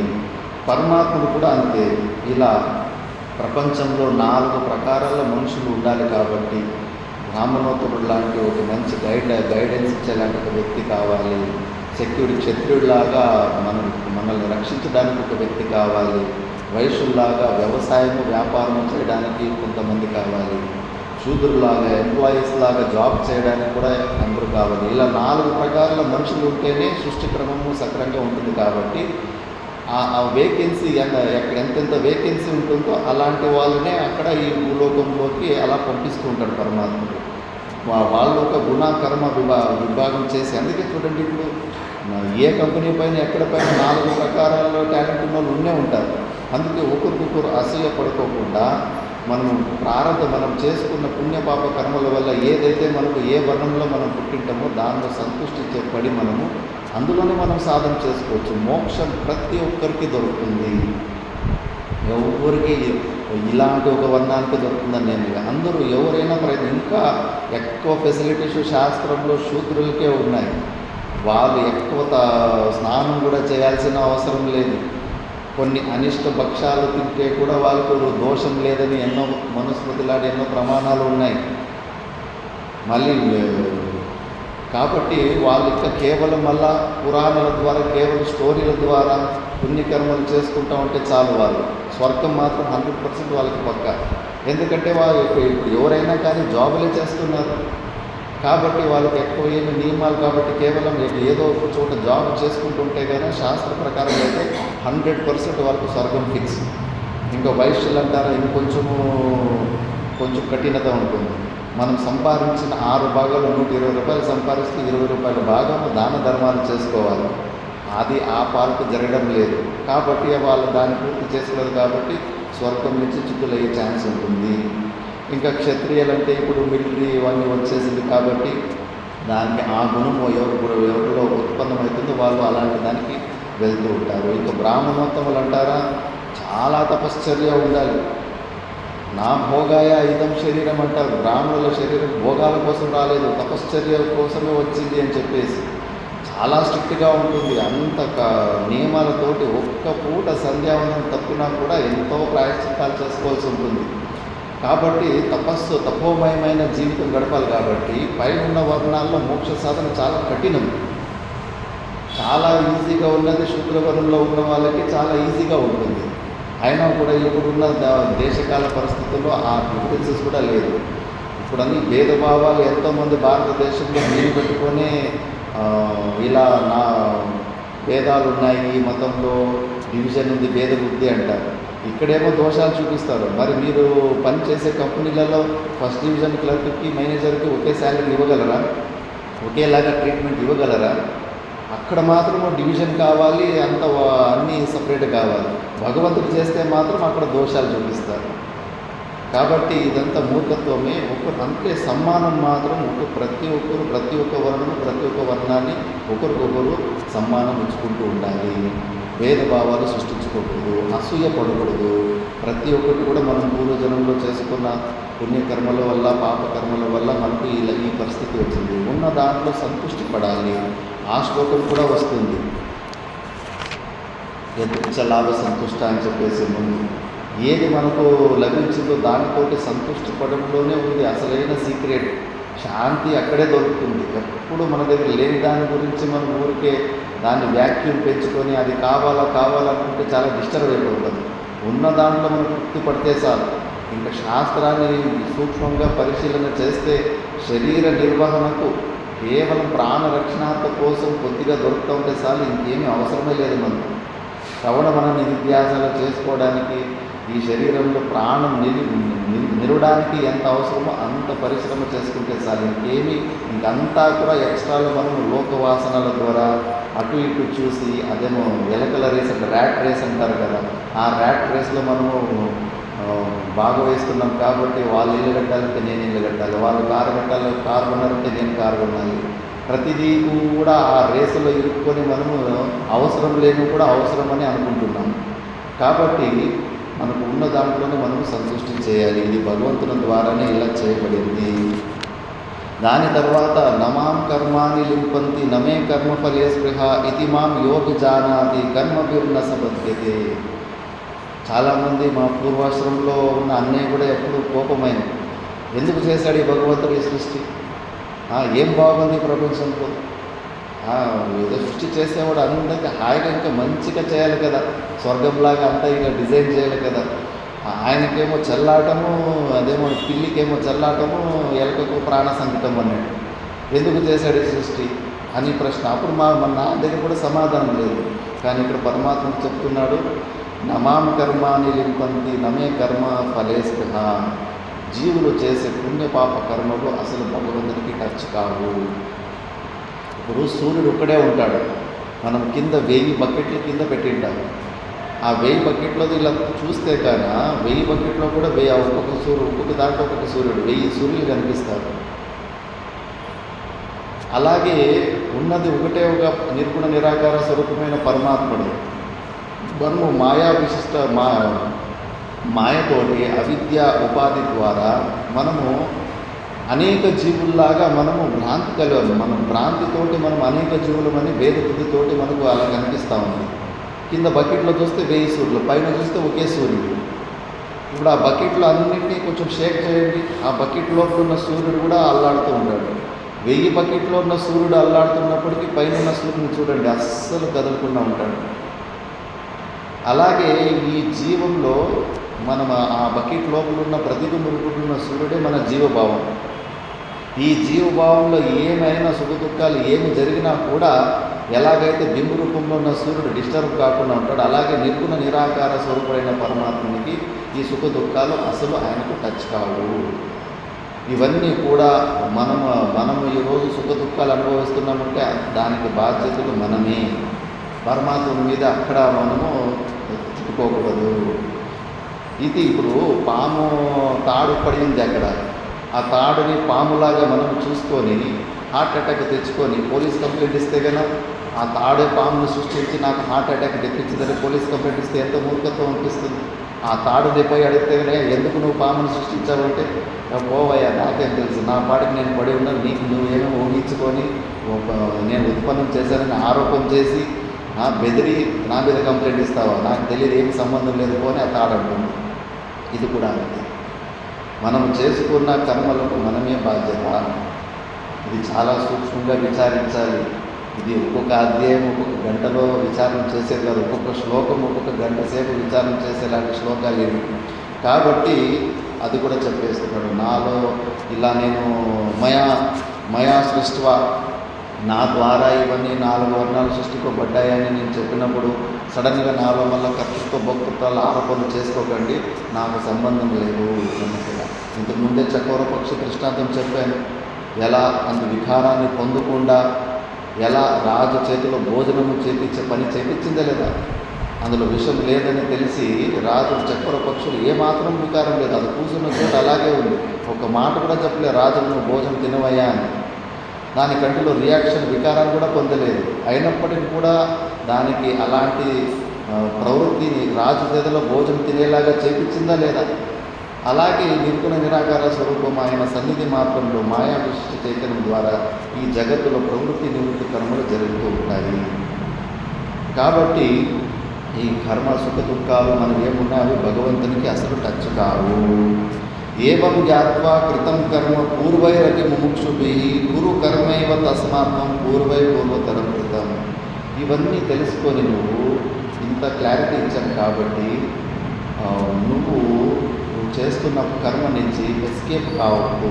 యథార్థంగా ఏది నీకు ప్రాప్తమైందో, ఎందుకంటే నీలో నేను చూస్తున్నా నీకు ఇంకా అంత వైరాగ్యం రాలేదు, అంత సాధన దృష్టి సంపత్తులు కూడా 100% లేదు. కాబట్టి నువ్వు ఇప్పుడు రిజల్ట్ ఓరియంటెడ్గా చూసేసి యుద్ధం చేస్తే అంత వరస్ట్ రిజల్ట్ వస్తుందని నువ్వు ఆపేస్తే కదా అది అధర్మము, నేను మళ్ళీ నరకానికి తీసుకెళ్తుంది, అపకీర్తికి తీసుకెళ్తుంది.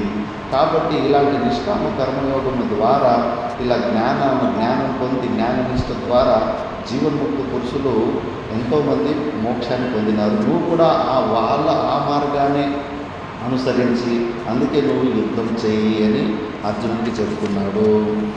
మళ్ళీ కిమకర్మేతి కవయోప్యత్ర మోహితా తత్తే కర్మ ప్రవక్ష్యామి యజ్ఞాత్వా మోక్షసే శుభాత్. ఏది కర్మ ఏది అకర్మ అని చెప్పడంలో పెద్ద వాళ్ళే చాలా ఫెయిల్యూర్ అయిపోతారు. చాలామందికి ఇప్పుడు కూడా అంతే, నేను ఇల్లు వదిలిపెట్టి వచ్చేసాను, భార్య పిల్లల్ని వదిలిపెట్టి వచ్చేసాను, అసలు నేను ఏమి చేయను, సైలెంట్గా కూర్చున్నాను, ఏ క్రియలు చేయను, అంటే నేను నిష్కామ అంటే నేను క్రియారహితం అభ్యాసం, నేను అమనస్క స్థితికి పొందాలి, నేను అవిచారిత సమాధిని పొందాలి అని అలా అనుకుంటూ ఉంటాను. కానీ చాలా సూక్ష్మంగా ఉంటుంది. కర్మణోయపి బోద్ధవ్యం బోద్ధవ్యం చ వికర్మణః అకర్మణశ్చ బోద్ధవ్యం గహనా కర్మణో గతిః కర్మణ్యకర్మ పశ్యేదకర్మణి చ కర్మయః స బుద్ధిమాన్ మనుష్యేషు సయుక్త కృష్ణ కర్మక్రే. అలా కర్మలో అకర్మని చూడాలి, అకర్మలో కర్మని చూసేవాడే బుద్ధివంతుడని కృష్ణ పరమాత్మ అంటున్నాడు. ఏది మనము ఫిజికల్గా స్థూల రూపంలో లోపల తమోగుణ ప్రధానంగా ఉన్నప్పుడు ఆలస్య గుణముతోటి నేను నాకు అది వద్దు ఇదొద్దు అని చెప్పేసి అన్నీ వదిలిపెట్టడం కాదు. అన్నీ వదిలిపెడుతున్నావు, కానీ ఆ వదిలిపెట్టిన అహంకారాన్ని వదిలిపెట్టకుండా పోతే మళ్ళీ నిన్ను లాగొచ్చేస్తుంది. అది ఇంకా చాలా డేంజర్. అది నువ్వు ఈగోని డైల్యూట్ చేసుకోవడానికి ఏ ఒక్క ప్రయత్నము చేయలేదు. ఇవన్నీ ప్రతి ఒక్కరికి షార్ట్ కట్లు అంటే ఇష్టము. ఇప్పుడు కూడా భారతదేశంలో ఎన్నో ఆశ్రమాలు ఉంటాయి, అక్కడ ఉంటాయి. చూస్తే కనుక తక్కువ ఏదో గంట సేపు సేవ, 2 గంటల సేపు ఆశ్రమంలో ఉంటుంది. సరేనైనా ఎప్పుడు ప్రపంచంలో ఏమీ జరగడం లేదు, అక్కడన్నా పోయేసి కొంచెం రిలాక్స్గా ఈ మాత్రం చేసుకొని జీవితం గడిపేద్దాంలే అని చెప్పేసి చాలామంది అలా కాంప్రమైజ్ అయిపోయింటారు. అవన్నీ వాళ్ళకి తెరవదు. ఎక్కడెక్కడ మళ్ళీ ఆ పరాన్నం తిని రుణం ఎక్కువైపు ఉంటుందో మళ్ళీ అక్కడికి ఎద్దుల్లాగాను ఏదో ఒక యోగిలో వచ్చి రుణం తీర్చుకోవాల్సి ఉంటుంది. బాగా డీల్ చేసుకోవాలి. నిష్కామ కర్మయోగిని మాత్రము ముళ్ళుతోనే ఎలా తీస్తారో కర్మని నిష్కామ కర్మయోగము ద్వారానే మనము బయటికి రావాలి. ఇందులో షార్ట్ కట్లు వెతుక్కోవద్దు. ఇందులో ఎక్కువ సేఫ్టీ అంటే స్వవర్ణాశ్రమ కర్మలు చేసుకుంటూనే ఇలా రోజు స్వాధ్యాయాల ద్వారా శ్రవణమన నిధిధ్యాసనల ద్వారా సాధన చేసుకుంటే చాలా ఉత్తమమైన చాలా సేఫ్ జోన్. ఎందుకంటే వాళ్ళకి నెక్స్ట్ మళ్ళీ ఇలా రుణానుబంధంతో మళ్ళీ జన్మకు వచ్చే అవకాశం. ఎందుకంటే వాళ్ళు ఆ శరీర నిర్వహణానికి ఏదైతే కొద్దిగా అవసరం ఉందో ఆ ద్రవ్యాదులు వారే సంపాదించుకొని కాబట్టి ఇలా చేసుకుంటారు. కాబట్టి ఆ దోషం నుంచి చాలా సేఫ్ జోన్లో ఉంటారు. అలా కాకుండా కేవలం దాన్ని బయట వదిలిపెట్టేసి అని వదిలిపెట్టిన వ్యక్తిని మాత్రం గట్టిగా పట్టుకోండి. అదొకటి ఉంటే చాలు, మళ్ళీ అన్నీ ఉన్నట్టే. అహంకారం కన్నా పెద్ద శస్త్రం మనకి ఇంకోటి ఉండదు. కాబట్టి నువ్వు స్థూల రూపంలో ఏది చేష్టారహితము క్రియారహితంగా ఉన్న దాన్ని నువ్వు కర్మత్యాగము సన్యాసం అనుకుంటున్నావు, అది కాదు. సన్యాసం అంటే అహం మమ భావాలని వదిలిపెట్టడము, మోహం లేకుండా కర్మలు చేసుకోవడము. అక్కడ అహం మమ భావాలనే వదిలిపెట్టమన్నాడు. అంతేకాని నువ్వు చేస్తున్న క్రియల్ని వదిలిపెట్టుకుని ఎక్కడా నీకు ప్రేరణ దొరకదు. కృష్ణ పరమాత్ముడు ఇంకా స్వయంగా ఇంకా వ్యతిరేకంగా ఇంకా ఎగ్జాంపుల్ ఇస్తాడు. నాకు ఈ ప్రపంచంలో ఏ ఒక్క డ్యూటీ కూడా కంపల్సరీగా చేయాల్సిన ఒక్క డ్యూటీ లేదు, అయినా కూడా నేను ఈ శరీర సంఘాతం ద్వారా ఎన్ని కర్మలు చేస్తున్నాను అని చెప్పేసి ఇంకా ఇలా చూసి ఇలా మీరు కూడా ఇలా చేయండి అని చెప్తున్నాడు. కానీ ఇలా సోమరిపోతులు మాత్రం కావద్దని మాత్రం పరమాత్ముడు ఎప్పుడు చెప్పలేదు. ఇప్పుడు యాజ్ఞవల్కుడు ఉపనిషత్తులో ఒక దృష్టాంతం వస్తుంది. గురుకులకు కులపతి అయి ఉంటాడు, వైస్ ఛాన్సలర్ అయి ఉంటాడు, మహాజ్ఞాని. తన శిష్యునికి జనక మహారాజునికి సభలోనే ప్రామిస్ చేసి నీకు జ్ఞాన నిష్టను కలిగిస్తానని చెప్పేసి అక్కడ ఉపనిషత్తులోనే శిష్యునికి కూడా జ్ఞానబోధ చేస్తాడు. అంత అయిన తర్వాత కూడా లాస్ట్ మూమెంట్లో ఇద్దరు భార్యల్ని పిలిపించేసి నేను సన్యాసం తీసుకోవడానికి నిశ్చయం చేస్తున్నాను, కాబట్టి మీకు ఉన్న ఆస్తుల్ని పంచాలి అని అంటాడు. మరి అక్కడ ఎన్నో ప్రశ్నలు వస్తాయి భాష్యంలో.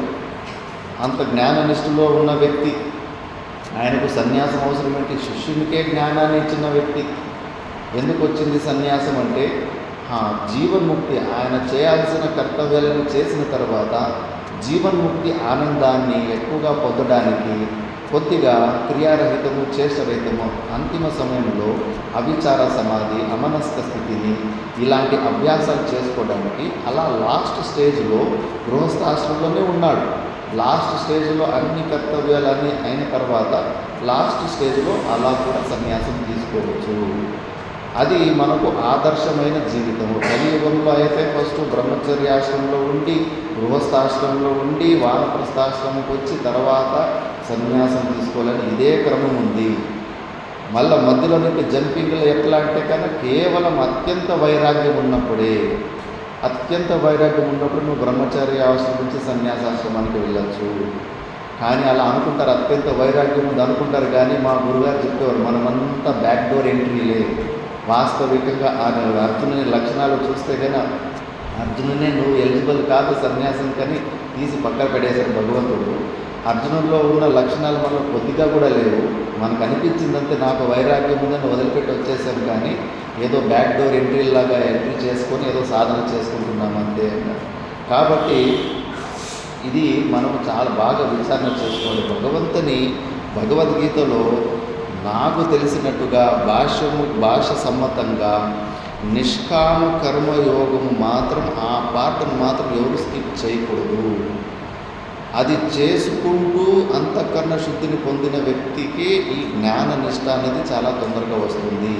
ఆ పార్ట్ని ఎలాగైనా ఎస్కేప్ అయ్యి తప్పించుకోవాలని చూస్తే మాత్రము ఈ బ్రహ్మజ్ఞానం ఆత్మానాత్మ వివేకం కేవలం ఇన్ఫర్మేషన్ లాగానే ఉంటుంది, కానీ అది ఫలీభూతమై ఆ జీవన్ముక్తి ఆనందాన్ని మనం పొందలేకపోతాము. ఇలా చెప్పారు. దాని తర్వాత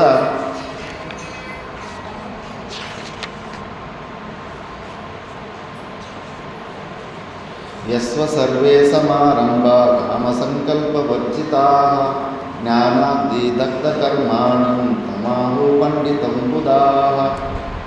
బుద్ధివంతులైన వారు అంటే జీవన్ముక్త పురుషులు ఎవరిని పండితులు అంటారంటే యస్య సర్వే సమారంభాః కామసంకల్పవర్జితాః జ్ఞానాగ్ని దగ్ధకర్మాణం తమాహు.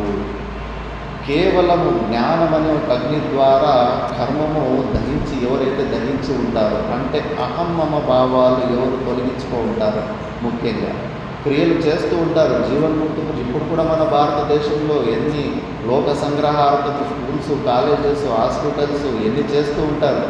అలా చేస్తున్నప్పుడు కూడా జ్ఞానాగ్ని ద్వారా వాటిని ఏమి అహమమ భావాన్ని భస్మం చేసుకో ఉంటారో అలాంటి వాళ్ళనే పండితులని జీవన్ముక్త బుధులు అంటారు. దాని తర్వాత త్యక్త్వా కర్మఫల సంగం నిత్యతృప్తో నిరాశ్రయ కర్మణ్యభిప్రవృత్తోపి నైవ కించిత్ కరోతి సహా.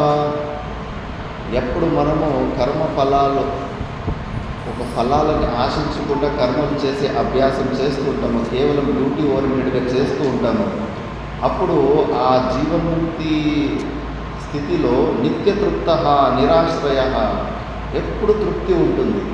మనము ఆ రిజల్ట్ ఓరియంటెడ్గా చేసేకి పోయి మనకు టెన్షన్లు, ఎక్స్పెక్టేషన్స్ అవి ఇవి ఉంటాయి.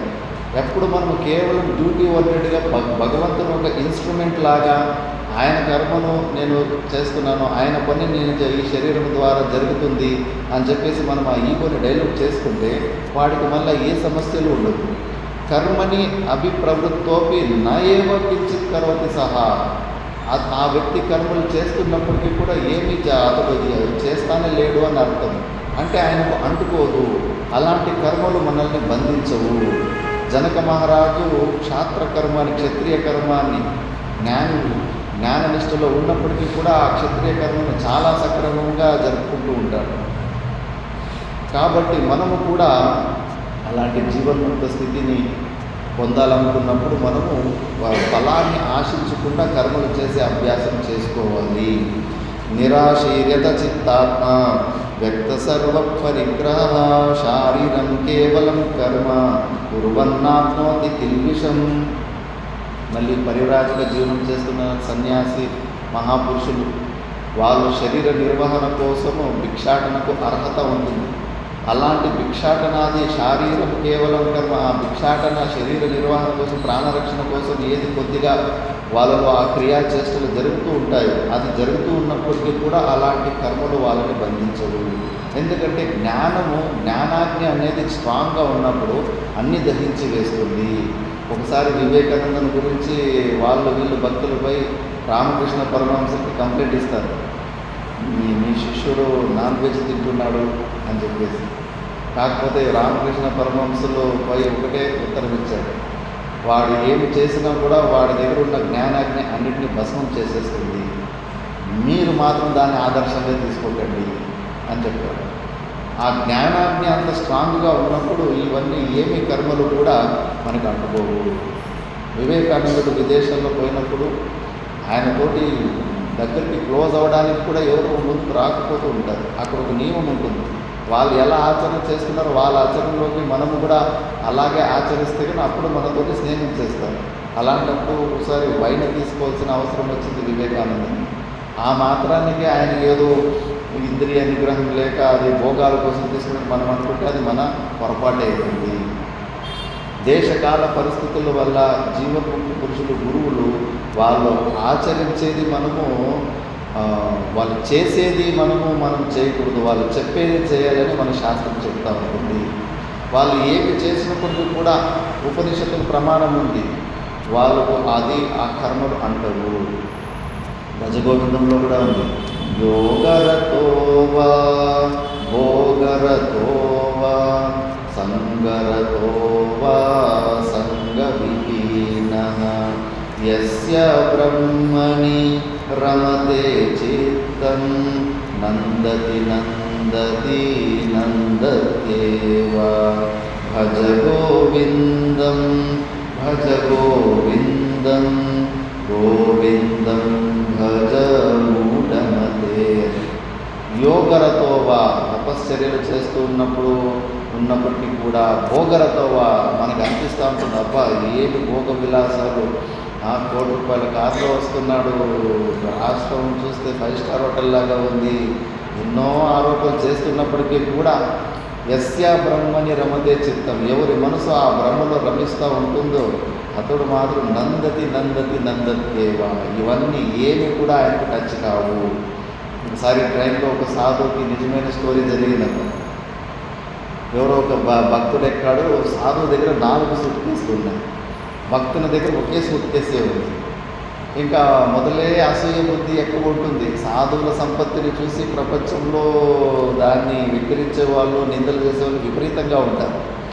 అందుకే ఇంకా ఏదో ఒకటి చుచ్చే మాటతోటి ఆయన సాధువుని, మీకు కూడా ఆశలు ఉంటాయి, కోరికలు ఉంటాయి, పరిగ్రహం చూడండి, 4 సూట్ కేసులు అవసరమా మీకు, సాధువులకి అట్లా ఇట్లా అని ఎక్కువ, అంటే మీకే ఎక్కువ మోహం ఉంది, దురాశ ఉంది అని ఇలాగే చెప్పుకుంటూ వస్తుంటారు. ఏదో కారణం వల్ల అక్కడ ట్రైన్ ఆగిపోతుంది. ట్రైన్ ఆగి అది రిపేర్ చేసే లోపలికి కొంత సమయం పడుతుందని చెప్పేసరికి అందరూ కింద దిగి కాస్త దూరంలో అక్కడ చెట్లు ఉంటే ఆ చెట్ల కింద కూర్చున్నారు. ఆ చెట్ల కింద కూర్చున్నప్పటికీ ఇంకా వాడు అలాగే నిందలు చేస్తూనే ఉన్నాడు. సాధువులకి మీకు విపరీతమైన మోహం ఉంది, మీకు ఇంత ఆడంబరం అవసరమా, ఇంత ఆస్తులు అవసరమా అన్నట్టు అవన్నీ వింటూనే ఉన్నాడంట సాధు. ఇంకేం ట్రైన్ రిపేర్ అయ్యి కదిలే మూమెంట్లో స్టార్ట్ అయినప్పటికీ అతను గట్టిగా పట్టుకున్నాడంట. ఏం సాధు, ఏం చేస్తున్నావు, ట్రైన్ కదిలిపోతుంది, ఎక్కాలి పదా అని. ఏం పర్వాలేదు, నీది ఒకే సూట్ కేసు ఉంది కదా, నా 4 సూట్ కేసులు ఉన్నాయి కదా, నేను 4 సూట్ కేసులు ఉన్నాను, నాకే చింత లేదు, నీకు ఒక సూట్ కేసు ఉన్నాను, నీకెందుకు చింత అని చెప్పేసి ఎంత ప్రయత్నం చేసినా వదిలిపెట్టలేదంట. ఇంకా లాస్ట్ మూమెంట్లో ఇంకా ట్రైన్ వెళ్ళిపోతుందని, తప్పు అయిపోయింది నన్ను క్షమించినప్పుడు వదిలిపెట్టింటాను.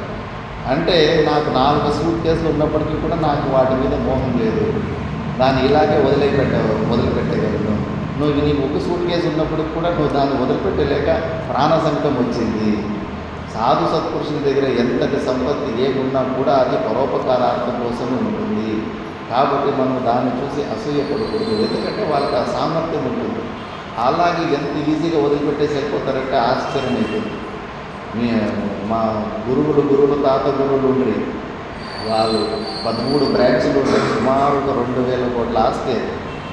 మా గురుగారిని అక్కడ మఠాధిపతులుగా చేసిన తర్వాత ఒక 3 సంవత్సరాలు దూరంగా ఉండి అబ్జర్వ్ చేసి ఈయనకు సామర్థ్యం ఉంది, ఈయన నడుపుకోగలుగుతాడని తెలిసిన తర్వాత చిన్న బట్ట కింద వేసుకొని అందులో ఒక జత బట్ట వేసుకొని ఒక పుస్తకం పెట్టుకొని గంటులా కట్టేసి ఒక కట్టి తగిలేసుకొని భుజం మీద వేసుకొని అజ్ఞాతవాసంలోకి వెళ్ళిపోయాడు. మొత్తం అంతా పెద్ద సంపత్తిని కూడా వదిలిపెట్టేసి గంగానది తీరంలో ఊరు భిక్షాటన చేసుకుంటూ 3 సంవత్సరాలు అసలు ఎవరికి కనిపించలేదు. అంత సామర్థ్యం ఉంటుంది. జ్ఞాననిష్ట ఉన్నప్పటికీ ఆ ధైర్యము అది వేరే ఉంటుంది. కాబట్టి మహాపురుషులు అలా ఉంటారు. జీవన్ముక్త పురుషులు నిరాశీయత చిత్తాత్మ వ్యక్త సర్వ పరిగ్రహ శారీరం కేవలం కర్మ కుర్వన్నాత్మకి విషయం. కాబట్టి కొద్దిగా ఏదో శరీర నిర్వహణ కోసం ఏదో కొద్దిగా భిక్షాటన ఇలాంటివి చేస్తూ ఉంటారు. అలాంటి కర్మలు ఆ జీవన్ముక్త పురుషుల్ని అసలు బంధించలేవు. మళ్ళీ ఎలా ఎందుకు అలా ఉంటారంటే వాళ్ళు యదృచ్ఛాలాభ సంతుష్టో ద్వంద్వాతీతో విమత్సరః సమసిద్ధావసిద్ధౌ చ కృత్వాపి న నిబధ్యతే. యదృచ్ఛలాభ సంతుష్టః.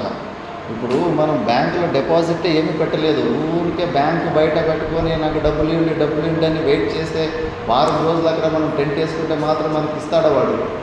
మన అకౌంట్లో ఏమీ లేనప్పుడు అసలు రానే రాదు.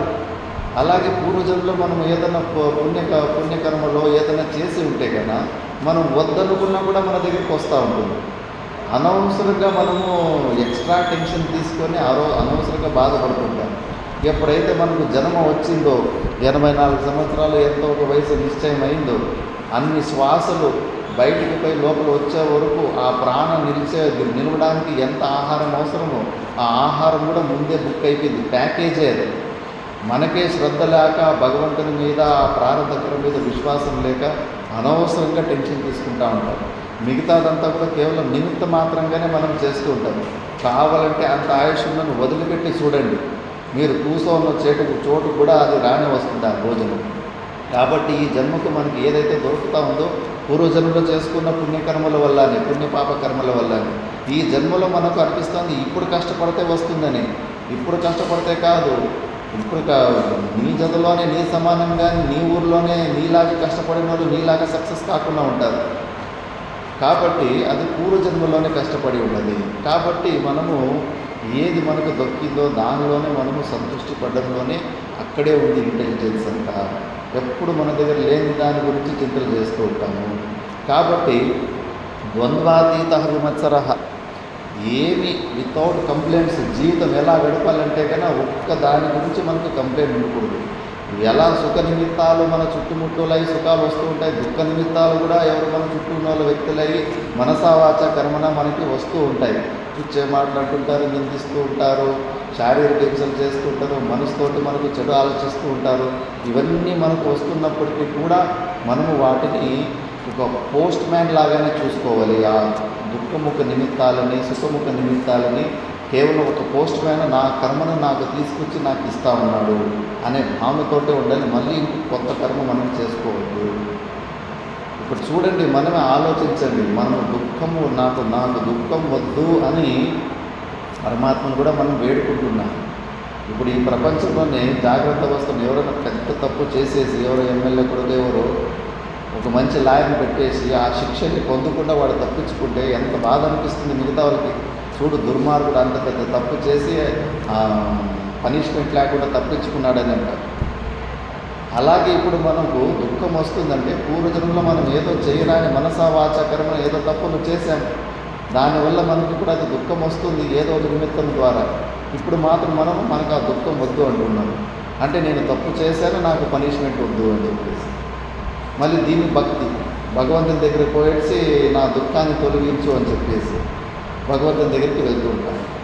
ఇది కాదు నిజమైన భక్తి. అంటే ఈ ఒక్కొక్క శరీరాన్ని ప్రారంభాన్ని కంప్లీట్గా వదిలిపెట్టడమే. ఆ కాన్సెప్టే ఉండదు మనకు. పరమాత్మ కేవలం నీ మీద అనురాగం ఉండేటట్టుగా ఈ మనసు బుద్ధులు ఎప్పటి వరకు యాక్టివ్గా ఉంటాయి, అవి ఎప్పుడు నిన్ను స్మరిస్తూ నిన్ను మరొకకుండా ఉండేలాగా ఉంటే చాలు. ఆ సుఖ దుఃఖాలు ఎన్ని వచ్చినా కూడా ఇంకా కారణం లేకుండా కార్యాలు జరుగు. కాబట్టి తప్పకుండా నేను అది శరీరాన్ని నేను ప్రారంభానికి వదిలిపెట్టేస్తున్నానని అలా భక్తి చేయడమే శ్రేష్టమైన భక్తి. కాబట్టి సమహ సిద్ధౌ అసిద్ధౌ చ కృత్వాపిన నిబద్ధతే. జీవన్ముక్త పురుషులు అలా సంతుష్టితోటి ఉండి మనసా వాచ కర్మన ఏమొచ్చినా కూడా మళ్ళీ కొత్త కర్మ రియాక్షన్ అయ్యి కొత్త కర్మలు చేసుకోకుండా దాన్ని స్వీకరించేసి మనసు ద్వారా సమంగానే న్యూట్రల్గానే ఉంటారు. సుఖం వచ్చినప్పుడు చాలా ఎలివేట్ కారు, దుఃఖం వచ్చినప్పుడు డిప్రెషన్ కూడా పోరు, న్యూట్రల్గానే ఉంటారు. కాబట్టి మళ్ళీ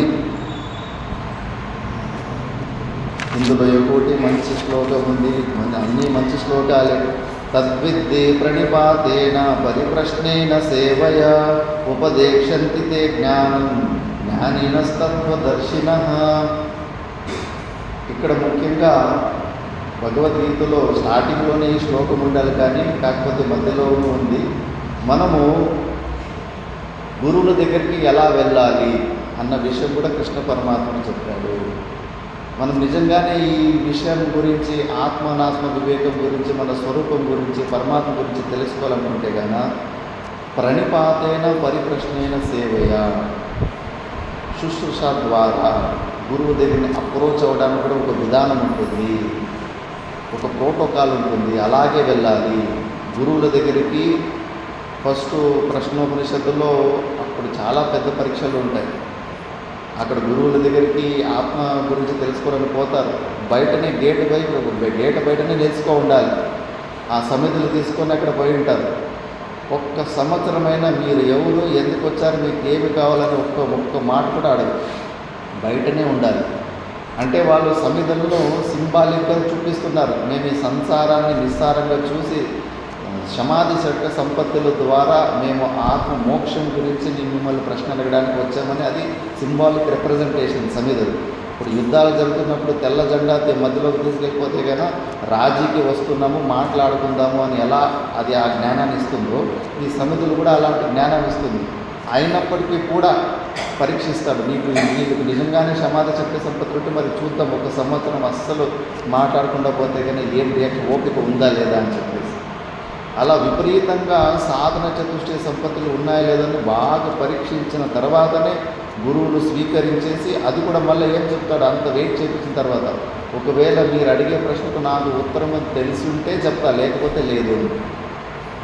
వ్యారంటీ కార్డు కూడా లేదు. అలాగా అందుకే శిష్యుడికి ఎక్కువ లక్షణాలు ఉంటాయి శాస్త్రంలో. మరి గురువుకి అలాంటి గొప్ప శిష్యులు వచ్చినప్పుడు గురువుకి ఉపదేశం చేయడానికి శాస్త్రం ఆర్డర్లు ఇవ్వదు, రిక్వెస్ట్ చేసుకుంటుంది. కృపయైవ కుర్యాత్ అని చెప్పేసి. ఎందుకంటే జీవన్ముక్త పురుషునికి ఏమీ అవసరం ఉండదు ఈ ప్రపంచంలో. అతని శరీరంతోనే అవసరం లేదు, మనసు బుద్ధితోనే అవసరం కావాలి. తనకు భిన్నంగా ఈ ప్రపంచంలో ఎవరితోటి ఏం అవసరం ఉంటుంది. కాబట్టి అలాంటి వ్యక్తికి శుద్ధి కూడా కానీ వేదం కానీ ఆయన కింకరుడు కాదు, వేద కింకరుడు కాదు. అదున కింకరోమి స్వహ కింకరోమి అని మనసులో మనకు ఏ వృత్తులు వస్తుంటే అలాంటి వ్యక్తికి వేదం పెట్టుకొని నీకు ఎలాంటి అభిమానం ఉంటే నువ్వు బ్రాహ్మణ అనే అభిమానం ఉంటే మరి నువ్వు ఈ పని చేయి, నాకు నీకు క్షత్రుడు అనే అభిమానం ఉంటే నువ్వు ఈ పని చేయి నేను అందరికీ ఆర్డర్లు డిక్టేట్ చేస్తూ ఉంటుంది. కానీ ఆ తాదాత్మ్యం చుట్టుకొని అహమభావాలను చంపుకొని సచ్చిదానంద స్వరూపుడే లేనని తెలుసుకున్న వ్యక్తికి ఆ జీవన్ముక్త పురుషునికి వేదము కూడా ఏమి అసలు డిక్టేట్ చేయడానికి వీల్లేదు. కాబట్టి అలాంటి గురువుని రిక్వెస్ట్ చేస్తుంది శాస్త్రం కూడా. ఇలాంటి సాధన చతుష్టయ సంపత్తితో ఎక్కువ శిష్యుడు వచ్చినప్పుడు కృపయేవ కుర్యాత్, ఉపదేశం కృపయేవ కుర్యాత్ అని చెప్పేసి. అందుకే గురువుల దగ్గరికి పోయేటప్పుడు వినమ్రకాయం ఉండాలి. మనలో ఆ విద్యా దదాతి వినయం అంటారు, ఆ డీసెన్సీ బాడీ లాంగ్వేజ్లో కనిపించాలి. లోపల పూజ్యేషు అనురాగ భక్తి, పూజ్యుల మీద మనకు అనురాగము, ఒక రెస్పెక్ట్ ఎదుగుతుందో దాని లోపల మానసికంగా అది భక్తి అంటారు. దాన్ని బయట బాడీ లాంగ్వేజ్లో చూసుకోవడం ప్రహ్వ ప్రశ్రేష్ సేవనే అని చెప్పి దాన్నే ప్రహ్వ అంటారు. బాడీ లాంగ్వేజ్ నమ్రకాయ, పద్ధాంజలి కుట నమ్రకాయ, సాష్టాంగ ప్రణామాదులు చేసి గురు సేవ. అప్పుడైతే భిక్షను తీసుకొచ్చి కాళ్ళు ఒత్తడము, ఇలాంటివి గురువుల బట్టలు ఉదకడము, ఇలాంటివి సేవలు ఉండేది. ఏదైనా కానీ గురువు ఆజ్ఞని పాటించడమే నిజమైన సేవ. అలా ఆ పద్ధతితోటి పోయేసి మళ్ళీ పరిప్రశ్నైన సేవయ. ప్రశ్నలు ఏదో జర్నలిస్ట్ని అడిగేట్టు కాదు, ముందుగానే అగ్రిమెంట్ రాపించుకునేట్టుగా, మరి మీరు నాకు ఈ సబ్జెక్ట్ చెప్పిస్తారా, నేను మీ దగ్గర ఉంటాను అని చెప్పేసి కండిషన్లు పెట్టడం కాదు. మంచి పద్ధతిలో మనము పొల్లాలి. ఆ ప్రశ్న ఎలా అడగాలంటే మళ్ళీ గురుగారికి తెలుసో తెలియదో అన్న కనుక్కోవడానికి ఇవన్నీ ఉండకూడదు. నీకు శ్రద్ధ ఉంటేనే అలాంటి వ్యక్తి దగ్గర పోవాలి. మళ్ళీ అక్కడ పోయి నాకు జ్ఞానం గురించి నాకు ఐడియా ఉంది అని చెప్పేసి ప్రశ్న రూపంలో, ప్రశ్నలు అడిగే రూపంలో ఆన్సర్లు చెబుతూ ఉంటాడు. అవన్నీ విచిత్రాలు, అవన్నీ కుచేష్టలు ఏమీ చేయకూడదు. నిజంగానే వివేక చూడమణిలో 7 ప్రశ్నలు నిజంగా అడగాల్సినవి ఉంటాయి శిష్యుడు. ఓ నామ బంధ కథమేషాగత, కథం ప్రతిష్టాస్య కథం విమోక్ష, కోసావనాత్మా పరమకాత్మ, తయోర్వివేక కథమేతదుచ్యతాం. ఈ 7 ప్రశ్నలే మనం గురుగారి దగ్గర అడగాలి. ఆయన డేట్ ఆఫ్ బర్త్ అడగడము, మీరు ఎలా ఎందుకు వదిలిపెట్టి వచ్చారు అని అనవసరమైన ప్రశ్నలంతా అడగకూడదు. ఎప్పుడో ప్రసన్న చిత్తులు ఉన్నప్పుడు గురువారంతా గురుగారు చెప్తే తెలుసుకోవాలి, కానీ అనవసరమైన ప్రాపంచిక విషయాలు అడగకూడదు. కోనామ బంధ, ఈ బంధం అంటే ఏంటి? కథం నేషాగత, ఎలా వచ్చింది, స్టార్టింగ్ ఎలా వచ్చింది? గత ప్రతిష్ట, ఇన్ని అనాది కాలం నుంచి మేము ప్రయత్నాలు చేస్తూ ఉన్నాం కూడా ఈ తాదాత్మ్యం తీసుకోలేకపోతున్నాము. నిత్యాత్వ నిశ్చయం క్రమక్రమంగా జరగదు. జరిగితే ఒక్కసారి జరుగుతుంది. జరిగిన రోజు నువ్వు జీవన్ముక్త పురుషుడివే. ఇప్పుడు వరకు అంతా ప్రయత్నాలే, మనమంతా అటెంప్ట్సే ఉన్నాయి. మళ్ళీ కోసవ్ అనాత్మ, అనాత్మ అంటే ఏంటి, ఆత్మ అంటే ఏంటి, పరమక్క ఆత్మ, తయో వివేక కథమెత్త, రెండుట్లోనూ వివేకం ఎలా చేసుకోవాలి? బియ్యంలో రాళ్ళు ఉన్నాయంటే కానీ ఈజీగా తీసి పక్కన పెట్టేయచ్చు. ఈ ఆత్మ అనాత్మ ఈ శరీరంలోనే ఉన్నా అంటారు, ఎలా దాన్ని సపరేట్ చేసుకోవాలి? ఈ ప్రశ్నలే మనం అడగాలి గురువు దగ్గరికి పోయినప్పుడు. దాన్ని పరి అని ఉపసర్గం చేశారంటే కేవలము ప్రశ్నేన సేవయ అని లేదు, పరిప్రశ్నేన సేవయ, వెరీ వెల్ అని చెప్పేసి బాగా ఆలోచించి గురువుని అప్రోచ్ అవ్వడానికి కూడా ఒక శిష్టాచారం ఉంటుంది. ఈ విధంగా ఎవరైతే అప్రోచ్ కాలేదో గురువుకి అర్థమైపోతుంది, ఇంకా ఇప్పుడిప్పుడే బయటకు వచ్చినట్టున్నాడు, ఈ పద్ధతి తెలియదు, శిష్యుని లక్షణాల గురించి కూడా అతను తెలుసుకోలేదు అని చెప్పేసి. మరి అప్పుడు ఉపదేక్షంతి తే జ్ఞానం జ్ఞానిన తత్వదర్శిన, అది కూడా చాందోపనిషత్తులో గురువు దగ్గర ఉన్నప్పుడు కేవలం సేవ చేసుకుంటూ ఉండాలి. ఆయనకు తెలుసు శిష్యునికి ఎప్పుడు ఏం ఉపదేశం చేయాలని చెప్పేసి. అన్ని గురువులు సేవ అంతా అయిన తర్వాత తన పనులు చేసుకొని తర్వాత గురువులు శాంతంగా ప్రసన్న ముద్రలో ఉన్నప్పుడు అప్పుడు ఈ అడగాల్సిన ప్రశ్నలు అడిగి తెలుసుకోవాలి అని చెప్పేసి ఈ శ్లోకము ద్వారా చాలా మంచిగా చెప్పారు. ఇంకా మంచి మంచి శ్లోకాలు ఉన్నాయి, కానీ సమయంకు అభావం కాబట్టి మిగతాది మనము రేపు విచారణ చేసుకుంటాం. ఓం పూర్ణమద పూర్ణమిదం పూర్ణాత్ పూర్ణముదచ్యతే పూర్ణస్య పూర్ణమాదాయ పూర్ణమేవావశిష్యతే. ఓం శాంతి శాంతి